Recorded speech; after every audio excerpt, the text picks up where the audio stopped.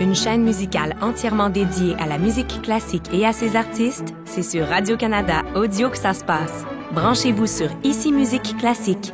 À écouter quand vous voulez, où vous voulez, sur l'appli Radio-Canada Audio. Mardi 29 avril, voici à la une.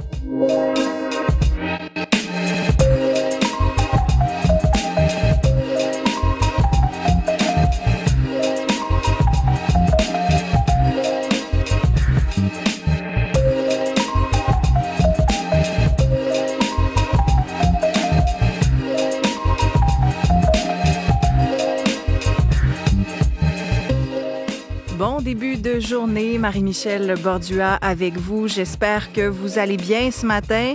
Un matin un petit peu différent que celui de la veille puisque nous sommes au lendemain de ce jour d'élection. Nous avons un nouveau gouvernement, nous aurons un nouveau gouvernement et nous avons donc des votes de comté, des résultats. Donc Radio-Canada qui prévoit ce gouvernement libéral. En ce moment, les votes continuent de rentrer. 168 sièges libéraux prévus, 144 conservateurs, 23 bloquistes, 7 néo-démocrates, un siège vert également. Donc, le chef libéral, Mark Carney, premier ministre, qui est désormais élu, a été élu dans sa circonscription dans la région d'Ottawa. Et dans son discours, il a lancé un appel à l'unité, a réaffirmé aussi que son gouvernement va défendre les intérêts du Canada face aux menaces du président américain Donald Trump. On se rappelle, tous les analystes le disaient, c'était la question de l'urne. On l'a entendu, on l'a senti dans son discours, Mark Carney, hier soir. Le chef conservateur Pierre Poilievre, lui, toujours en difficulté ce matin dans sa circonscription de Carleton en Ontario. Dans son discours, il a lancé à ses militants que le changement, ça prend du temps, qu'il a laissé entendre toutefois qu'il compte rester à son poste de chef. Pour le NPD, ça a été une soirée plus difficile. Jagmeet Singh qui a concédé la défaite lui-même dans sa circonscription de Burnaby Centre en Colombie-Britannique et qui a démissionné aussi comme chef. Là, ça a été sans équivoque, sans ambiguïté hier dans son discours. Et puis, il y a ce discours du chef du Bloc québécois, François Blanchet, qui a insisté sur le poids que pourrait avoir son parti dans le Parlement. On va regarder tout ça là, au cours de l'horizon, de l'horizon. Tour d'horizon, mais au cours de l'émission, voilà, avec Vincent et Jean-Philippe. D'abord, mon Dieu, hier, oui, c'était jour de vote, mais j'avais l'impression que c'était la première journée d'une peut-être longue série, espérons-le. C'était beau, pas mal partout, magnifique. Véronique, à un moment, je me suis dit, c'est peut-être quasiment trop chaud. J'étais rendue là. À la même place que vous, légèrement sensible à la chaleur, disons-le comme ça, mais aujourd'hui, ça va être encore plus chaud. Bon. Et ce qu'on va ajouter, c'est la sensation qu'on aime un peu moins. Vous savez, l'humidité. On va sentir ça. Des airs d'été, là, lourds. Oui, des airs d'été qui s'amènent. Et on ira avec quoi? Une belle journée? Oui. Dans l'ensemble, la matinée est généralement ensoleillée, mais ça va se compliquer cet après-midi parce qu'on parlait de temps plus chaud, oui, temps plus humide également, mais bon contraste des températures à venir. On a un front froid qui va se rabattre sur nos secteurs cet après-midi.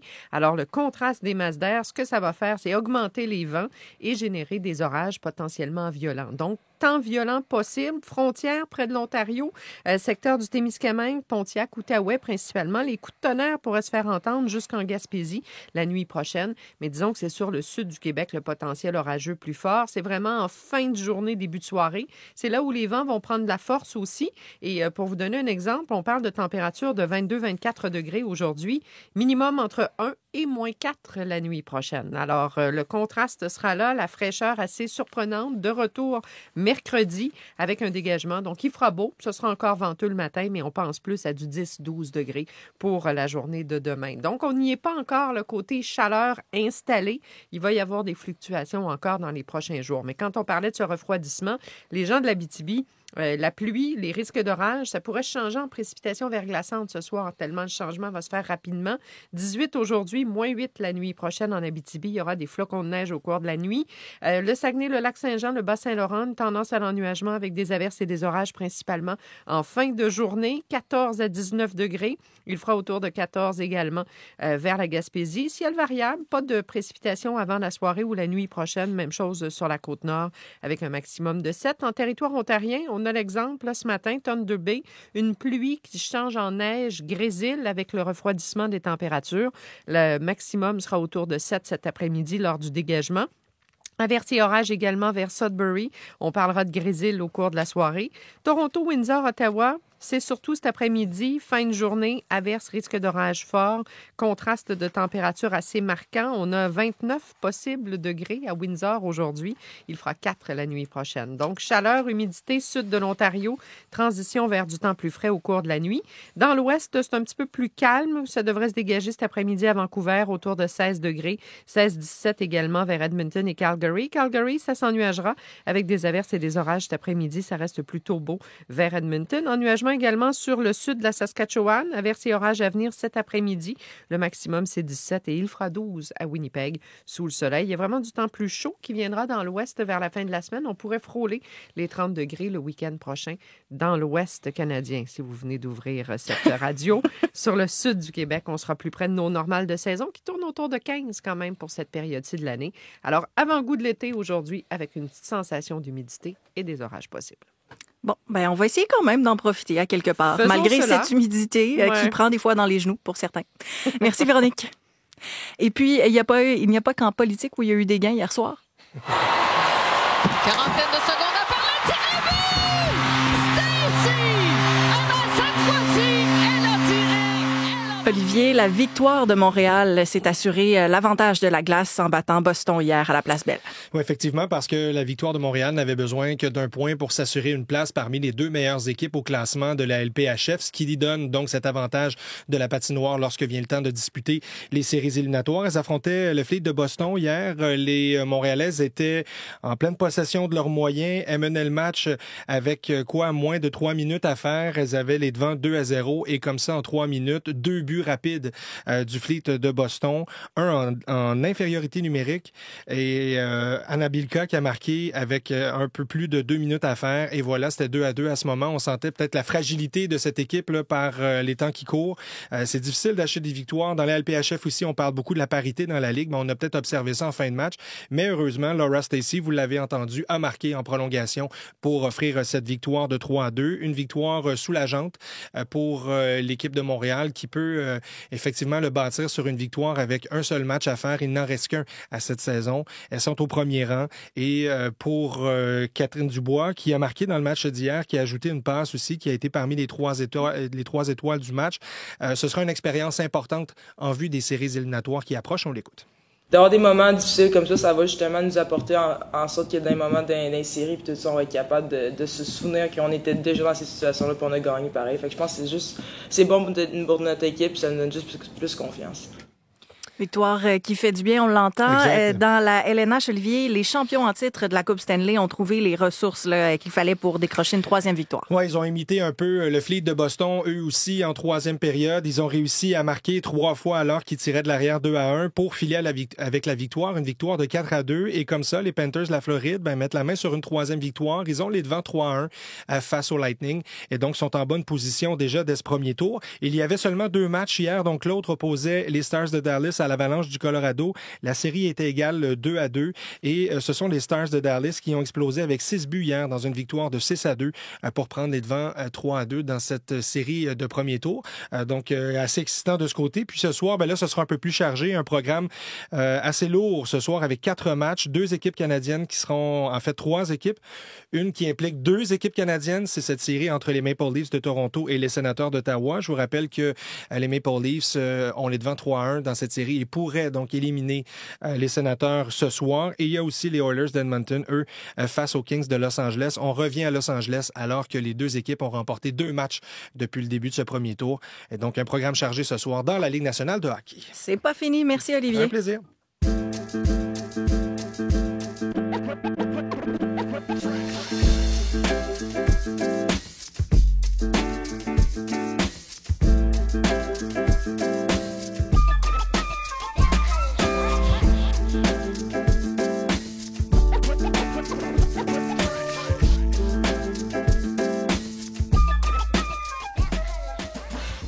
Alors, Alors, on le disait un petit peu plus tôt, le Parti libéral qui a remporté cette élection.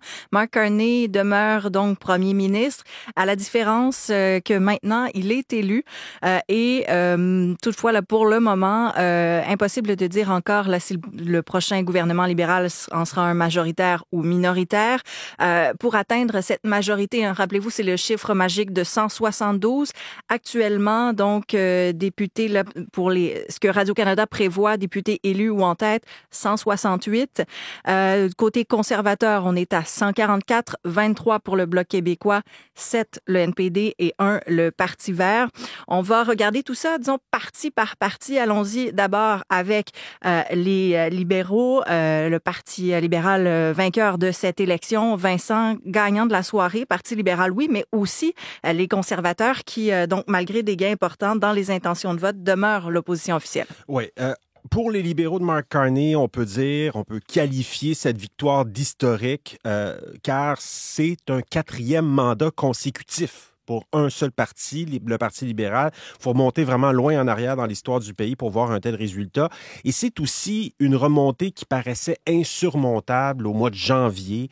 Une victoire que le chef libéral doit en grande partie au Québec parce que les libéraux ont perdu des plumes en Ontario, un recul de 7 sièges, donc 7 députés de moins qu'à la dernière élection de 2021. Et à l'inverse, au Québec, les libéraux ont gagné 11 sièges. C'est l'essentiel des gains des libéraux, c'est au Québec, au détriment du Bloc québécois, ce qui n'a pas échappé au nouveau premier ministre Mark Carney dans son discours de victoire. Avec la forte équipe de députés québécois que vous venez d'envoyer à Ottawa, nous allons faire en sorte que le Québec continue de prospérer au sein de Canada fort. Alors bon, caractère historique du côté libéral, mais aussi chez les conservateurs, Vincent, parce que ce qu'on a vu, c'est des résultats qu'on n'avait pas vus depuis près de 40 ans, depuis l'époque Mulroney. Les conservateurs de Pierre Poilievre ont obtenu l'appui de plus de 41% des électeurs canadiens. En temps normal, ça, c'est une victoire conservatrice. Écoutez, même Stephen Harper, qui n'a pas franchi la barre des 40% lorsqu'il a obtenu sa majorité en 2011. Malgré tout ça, ça n'a pas été suffisant pour prendre le pouvoir. Il n'y a pas si longtemps, Pierre Poilievre était au sommet dans les sondages. Est-ce que les conservateurs vont lui pardonner cette défaite malgré l'appui populaire, malgré 12 gains, 12 députés de plus ou en voie de le devenir là, en Ontario? Bref, quel est l'avenir de Pierre Poilievre dans ce parti? Notez aussi que Pierre Poilievre a perdu dans son propre comté. Le candidat libéral a gagné avec plus de 3600 votes dans Carleton, dans la région d'Ottawa. Dans son discours, Pierre Poilievre a répété que le changement, ça peut prendre du temps à mettre en place et que lui, il a la ferme intention de continuer. À ceux qui ont désespérément besoin de changement, je sais que vous êtes déçus. Le changement est difficile et ça prend du temps. Surtout, ça veut dire qu'on peut jamais lâcher.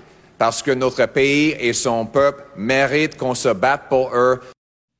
Un qui ne pourra pas lâcher, assurément, c'est Mark Carney, pour qui le travail commence. Et ce sera pas simple comme tâche. Mark Carney a dit dans son discours qu'il allait être guidé par 3 valeurs fondamentales, l'humilité, l'ambition et l'unité canadienne, parce qu'avec des résultats aussi divisés entre libéraux et conservateurs, il y aura sans doute de la grogne, notamment, je pense, à l'Ouest et aux prairies. Maintenir l'unité face à Donald Trump et toutes les turbulences économiques que ça implique, la tâche, en effet, ne sera pas simple pour le premier ministre Mark Carney.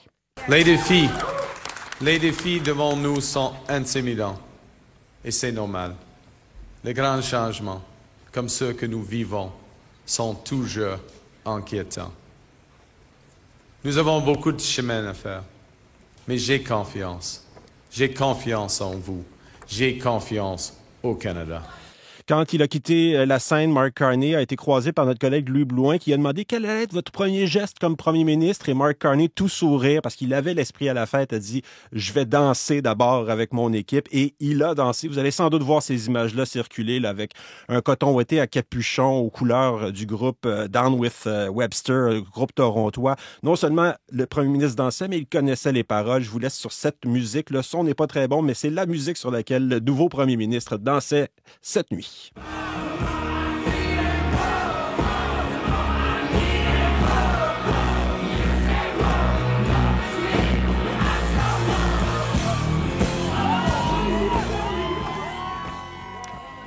Merci Vincent pour ce petit moment. Vous le verrez circuler justement, vous les verrez ces images là de Mark Carney qui danse un Mark Carney comme on ne l'avait pas vu depuis le début de la campagne. Pourquoi il dansait comme ça? Parce qu'il était heureux. Vous le verrez aussi là à la une des journaux ce matin. C'est un peu partout ces résultats d'élection. D'ailleurs, on va faire le point avec Marie-Jeanne Dubreuil à Ottawa. Bonjour Marie-Jeanne. Bonjour Marie-Michel. Et il y a un avertissement là qui s'impose quand on va regarder nos unes ce matin. Oui, attention à nos lecteurs de journaux papier. Votre expérience ne va pas être la même si vous lisez vos médias sur papier ou en ligne parce qu'il y a des heures de tombée différentes. Donc, par exemple, si on regarde Le Devoir, si vous recevez votre édition papier là, sur le pas de votre porte ce matin, vous pourrez lire Carney à l'arrivée. Donc, un article un peu plus général où on parle de la ligne d'arrivée de cette course électorale pour le banquier albertain, alors que la version en ligne est beaucoup plus décisive. On dit sous le leadership de Carney, le Parti libéral du Canada parvient à obtenir un nouveau mandat. Donc, soyez avertis. Mais oui, sans surprise, c'est partout ces résultats électoraux. Le Toronto Star qui parle d'une victoire libérale, Liberal Victory. Le Globe and Mail qui parle d'un retour des libéraux avec le mot comeback, là, qui a quand même une certaine connotation là, en anglais assez positive. On sait que le Globe and Mail a une ligne éditoriale un peu plus libérale. Dans les coops de l'information, on lit plutôt que Mark Carney remercie les Canadiens pour un mandat fort. C'est un terme que lui a employé, mais avec ce qui s'annonce être un mandat minoritaire, on peut se questionner sur un mandat fort ou non. La presse qui titre que les libéraux vont diriger un gouvernement minoritaire. Et le National Post, c'est intéressant, Vincent parlait de ces élections importantes un peu plus tôt. Là. Le National Post qui rappelle que, bon, des élections importantes, là, ça arrive à chaque décennie. Il y a tout le temps un candidat ou des candidats qui rappellent que c'est l'élection la plus importante de l'histoire du Canada, mais qu'au fond, il faut peut-être prendre un petit pas de recul et que c'est plutôt l'histoire qui nous dira quelle élection aura été la plus importante. Et d'ailleurs, plusieurs médias se tournent tout de suite vers l'avenir. Là, je parlais du National Post. Le National Post parle de l'agenda du nouveau premier ministre, là, les prochains dossiers à surveiller. Même chose du côté du Globe and Mail qui parle de 8 enjeux importants, 8 dossiers importants pour le prochain premier ministre. Le Globe and Mail qui affirme aussi que le cabinet du nouveau gouvernement Carney sera annoncé d'ici 2 semaines. Donc, beaucoup de choses à surveiller dans les médias aujourd'hui en matière d'élection. Mais note intéressante, là, dans la presse, on parle des sondages qui ont eu raison sur la victoire de Mark Carney, mais pas nécessairement pour le reste, notamment sur la présence du Bloc québécois qui est beaucoup plus forte que ce qu'on avait prédit dans les sondages. Les conservateurs qui talonnent un peu plus les libéraux que ce qui avait été prédit.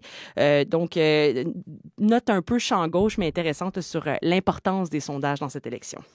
Et Marie-Jeanne, il est aussi question de Trump qui s'est invité dans les élections canadiennes. Oui, avec ses affirmations sur le réseau social Truth, il narguait les Canadiens dans ces élections, les invitait à voter pour lui ultimement. Le Journal de Montréal titrait d'ailleurs que le prochain dossier de Carney, ce sera sa bataille contre Trump. Et parlant de Donald Trump, si on sort de l'éclipse médiatique, là, ça fait 100 jours que Donald Trump est président des États-Unis, 100 jours de chaos et d'incertitude, selon ce que dit Raphaël Jacob dans l'actualité. Donc, il revient sur ces 100 jours de mandat. Autre sujet intéressant à l'international, c'est évidemment le pape. Oui, pour parler du conclave là, qui va débuter, je le rappelle, le 7 mai, mais j'attire quand même votre attention sur un article du Globe and Mail qu'on déniche là, en passant à travers les dizaines de textes sur les élections.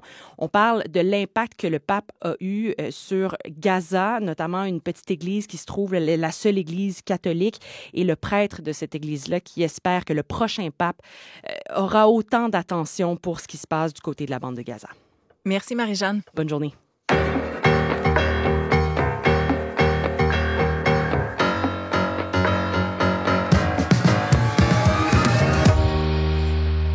Continuons de décortiquer les résultats de cette soirée électorale, soirée décevante pour les néo-démocrates. Avec à peine 6% du vote populaire, le NPD essuie de lourdes pertes dans plusieurs régions du pays.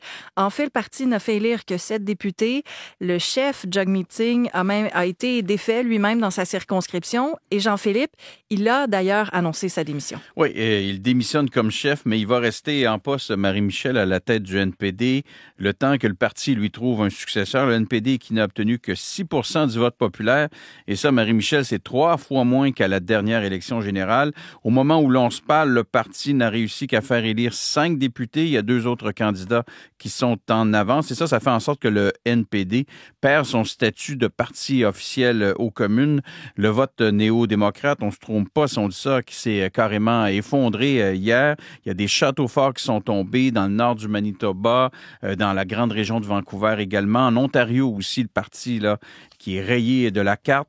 Jack Meeting lui-même est arrivé 3e dans son comté, vous l'avez dit, celui de Burnaby Centre, en banlieue de Vancouver. C'est un libéral qui a gagné. M. Singh n'a même pas été capable d'obtenir 20 % des voix. Alors, c'est dans ce contexte-là, après cette soirée électorale qu'on peut qualifier de décevante, que le chef du NPD donc, a annoncé sa démission. Et dans le discours qu'il a prononcé après sa défaite, Marie-Michel, un discours où il ne s'est pas du tout exprimé en français, Jack Meeting a remercié son caucus, les bénévoles qui ont travaillé avec lui. Et c'est avec beaucoup d'émotion, vous l'avez dit, donc il a annoncé sa démission. On l'écoute. Et comme chef du parti, dès qu'on aura désigné un chef par intérim, bien sûr, je suis déçu que nous n'ayons pas gagné plus de sièges, mais je ne suis pas déçu de notre mouvement. J'ai beaucoup d'espoir pour notre parti. Je sais que nous choisirons toujours l'espoir plutôt que la crainte et l'optimisme plutôt que le désespoir et l'unité plutôt que la haine. Les néo-démocrates travaillent pour notre pays. Un mot pour dire que le député Alexandre Boulris, là, qui est dans Rosemont, la petite patrie, à Montréal, a été élu. En fait, il est toujours le seul député néo-démocrate au Québec, là. Et Jean-Philippe, si on regarde là, pour le Bloc québécois, là aussi, il y a plusieurs pertes. Oui, le parti qui est parvenu à limiter les dégâts, qui a l'impression ce matin d'avoir sauvé les meubles. Au moment où l'on se parle, donc, il y a 21 candidats du Bloc qui ont été élus. Il y en a 2 autres qui sont en avance là, pour un total, Marie-Michel, de 23. Le Bloc, donc, qui perd 10 députés, là, qui subit, dans le fond, l'impact de la montée des libéraux au Québec. Des pertes pour le Bloc dans la grande région de Montréal, mais également sur la rive sud, sur la rive nord. Alors, dans un scénario où on pourrait se retrouver avec un gouvernement minoritaire, il faudrait voir le Bloc, pourrait jouer un rôle dans le prochain Parlement, pourrait peut-être même avoir la balance du pouvoir. D'ailleurs, dans son discours, le chef du Bloc, discours de victoire, le chef du Bloc, là, Yves-François Blanchet, affirme, Marie-Michel, qu'il n'entend pas faire de concessions. Il a même énuméré la liste de conditions qu'il pourrait imposer au gouvernement Carney pour l'appuyer. À chaque question qui sera posée, s'assurer que l'intérêt du Québec soit respecté. Devra en toute matière faire converger les intérêts du Québec et du Canada. À défaut, il n'y aura pas d'appui du Bloc québécois. Alors voilà. Merci Jean-Philippe. Soirée difficile aussi pour le Parti vert. Seulement Elisabeth May qui a réussi à se faire élire. On va continuer de suivre tous ces résultats, réactions aux élections au cours de la journée. Merci d'avoir été à l'écoute. C'est tout pour cette édition d'À la Une. Mathieu Bellumeur sera de retour avec vous demain.